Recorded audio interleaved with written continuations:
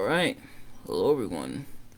My name is Nigel, of course, and at long last, welcome back to the Labyrinth. Now, it's been too long, been way too long since I've done some poetry readings, but we're gonna rectify that right here, right now, because I'm gonna read some poetry from you guys.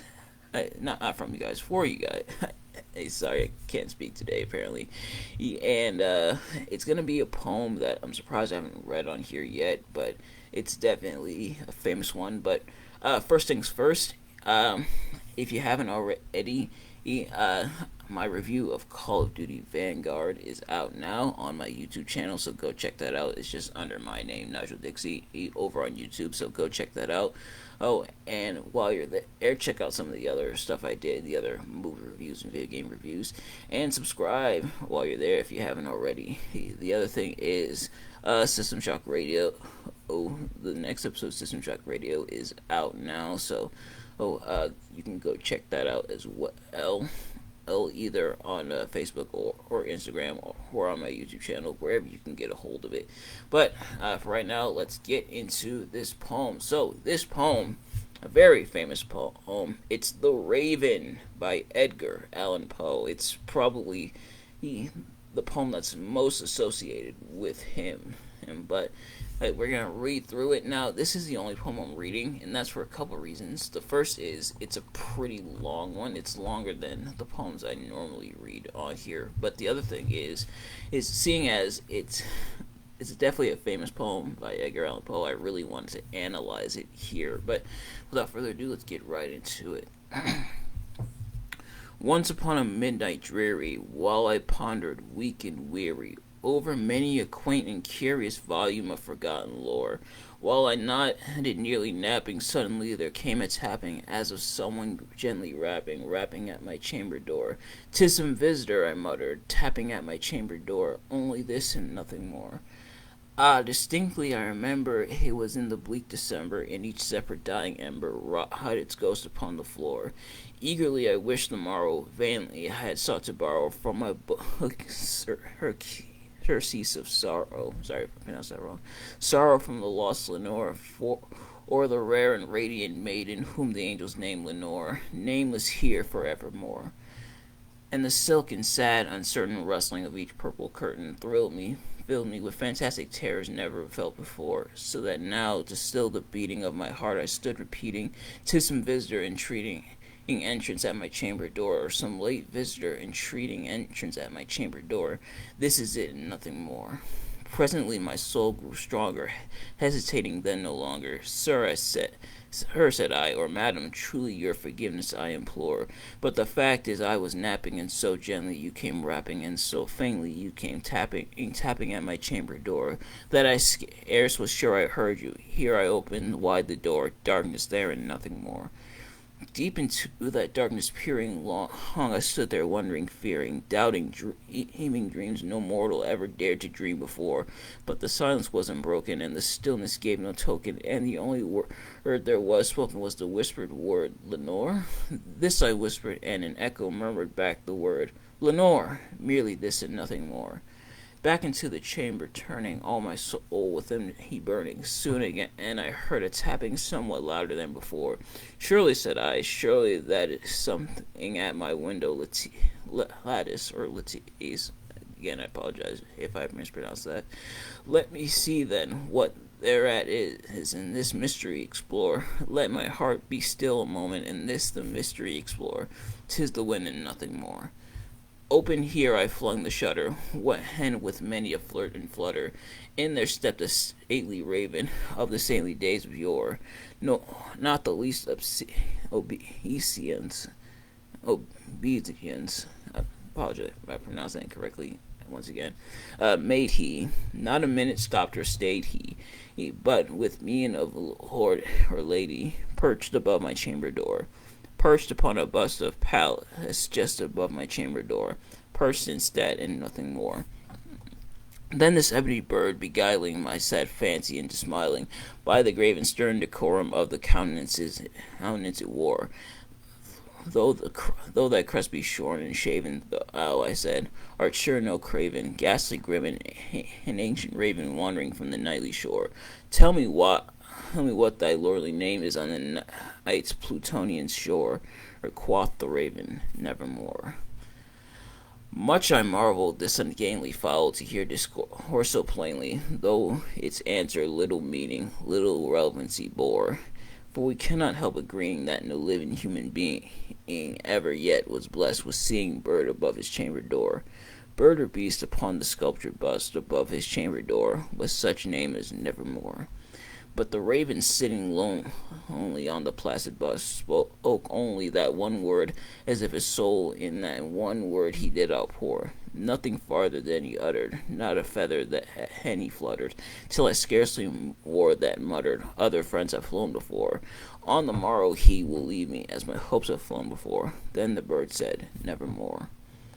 Startled at the stillness broken by reply and so aptly spoken, doubtless said I, what it utters is its only stock and store, caught from some unhappy master whom unmerciful disaster followed fast and followed faster till his song's one burden bore, till the dirges of his hope that had melancholy burden bore of nevermore. But the raven still beguiling all my fancy into smiling, straight I wheeled a cushioned seat in front of bird and bust and door. Then on the velvet's inking, I betook myself to linking fancy unto fancy, thinking what this ominous bird of yore, what this grim, ungainly, ghastly, gaunt, and ominous bird of yore meant in croaking nevermore. This I sat engaged in guessing, but no syllable expressing to the fowl whose fiery eyes now burned into my bosom's core. This and more I sat divining, with my head at ease reclining on the cushion's velvet lining that the lamplight gloated o'er, but whose velvet violet lining with the lamplight gloating o'er, she shall press, nevermore. Then methought the air grew denser, perfume from an unseen censer, swung by seraphim, whose footfalls tinkled on the tufted floor. Wretch, I cried, thy God hath lent thee, by these angels he hath sent thee, respite, and nepenthe from thy memories of Lenore. Quaff, this kind nepenthe, and forget this lost Lenore, quoth the raven, nevermore.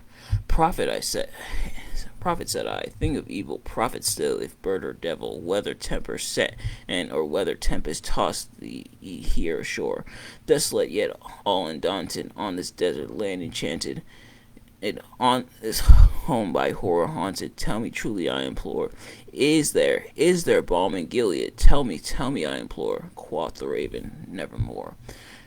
Prophet, I said, the ing of evil, prophet still, if bird or devil, by that heaven that bends above us, by that God we both adore, tell the soul with sorrow laden, if within the distant Eden, it shall clasp a saint and maiden with Satan maiden whom the angels name Lenore, clasp a rare and radiant maiden whom the angels name Lenore, quoth the raven, nevermore. Be he that would heard our sign of parting, bird or fiend, I shrieked, upstarting. Get thee back into the tempest and the night's Plutonian shore. Leave no black plume as a token of that lie thy soul hath spoken. Leave my loneliness unbroken. Quit the bust above my door. Take thy beak from out my heart, and take thy form from off my door. Quoth the raven, nevermore. And the raven, never flitting, is still a sitting, and on the pallid bust of Pallas just above my chamber door, and his eyes have all the seeming of a demon's that is dreaming, and the lamplight o'er him streaming throws the shadows on the floor, and my soul from out that shadow that lies floating on the floor shall be lifted nevermore. Okay. Alright, so that was a lot. That, like I said, pretty long poem, which is why I decided just to look at that poem. Now, first things first, right off the bat, Edgar Allan Poe's rhyme scheme here is pretty interesting. The fact that all the lines at the end rhyme with each other, or in each stanza that he writes and everything. But but he also rhymes within, and so certain words rhyme with each other or within in each stanza as well. So it's like a compound rhyme, which I think is a pretty interesting way to go about it. And I did read a bit fast, but I think that's normally how the poem is supposed to be read, if I'm not mistaken. And if I am mistaken, please let me know, and I of course apologize. But um, interesting, very interesting poem. Now, the way I kind of interpreted this is, it kind of feels like it's supposed to be like a dream, perhaps, or like an illusion, and of course the raven coming in and talking to him. Raven, of course, is personified here, or, or where it's given like the human characteristics that is like able to talk and verbalize a word instead of just do the crow and everything. But yeah, so I definitely get sort of that vibe from it, that it's supposed to be like a dream type of thing going on for Edgar Allan Poe here. And this could, of course, be Edgar Allan Poe's point of view. This could be the point of view of someone else, and that's something that I've done within my poems. Not all of my poems that I write are within my point of view. Some of them are from a different person's point of view, but I think this is supposed to be Edgar Allan Poe's point of view. So, here we see him trying to figure out what the raven means. Is it supposed to be like heaven sent? Is it a demon? He's trying to ponder why this raven's here. And of course, the raven is the one knocking on his door, or that he heard. But he's trying to figure out what the raven means, why it's here, what it's supposed to represent. But instead, all the raven says is nevermore. Of course, that famous line, quoth the raven nevermore, which of course those of you who watch ECW, that's how Raven always started off his promos, is quoth the raven nevermore. But yes, so interesting poem here, but I think this is one that could be left up to interpretation. Like, would you see it as a dream or an illusion? Is it supposed to be a message? Is it supposed to be a supernatural sign coming down for Edgar Allan Poe here?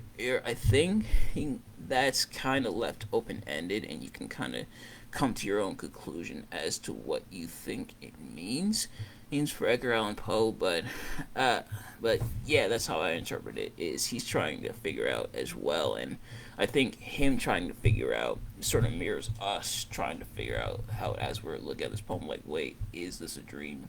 Is this real? Like, is this an illusion for him? But it's not made like abundantly clear, and I don't think it's supposed to be abundantly clear. I think it is supposed to be up to interpretation, trying to figure out what the raven means and everything. But yeah, so that's gonna do it for this one. Hope you all enjoyed. Let me know in the comments below if you enjoyed this poem, if you enjoyed my reading of this poem. I know I did butcher a few of the words. I apologize, but yeah, probably one of Edgar Allan Poe's most famous poems, the one that everybody he quotes, even if they haven't read the whole thing. Everybody quotes, everybody knows, especially either that first part, the Once Upon a Midnight Jury, or the Quoth the Raven Nevermore. Probably one of his most recognizable poems. And even when they did the epic rap battles of history for Edgar Allan Poe, they start off with, of course, the Once Upon a Midnight Jury, and it actually ended with Nevermore, or even though Stephen King, the guy he was rapping against, is the one who said it. But that was pretty interesting poem. I definitely enjoyed reading it. I hope you enjoyed listening to it and my interpretation of it. But let me know your interpretations of it as well, and I will see you guys later. Peace.